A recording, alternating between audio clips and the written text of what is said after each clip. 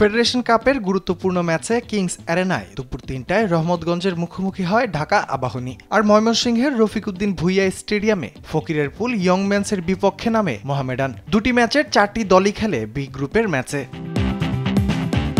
Group সেরার লড়াইয়ে রহমতগঞ্জকে ২-০ গোলে হারিয়েছে table topper Abahani limited. Match শুরুর ১২ মিনিটেই আবাহনীর মিডফিল্ডার মোহাম্মদ গাজীর গোল হজম করে রহমতগঞ্জ।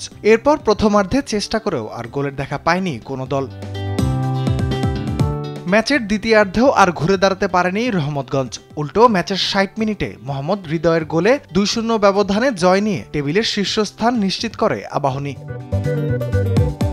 অন্যদিকে দিনের আরেক ম্যাচে মোহামেডানের দেয়া ৫ গোল হজম করে ফকিরের পুল। ম্যাচের শুরুতেই মঈনের জোড়া গোলে এগিয়ে যায় মোহামেডান। অবশ্য আক্রমণাত্মক ফুটবলে ম্যাচের প্রথমার্ধেই টুরায়েভের গোলে স্কোরলাইন সমান করে বিরতিতে যায় ফকিরের পুল।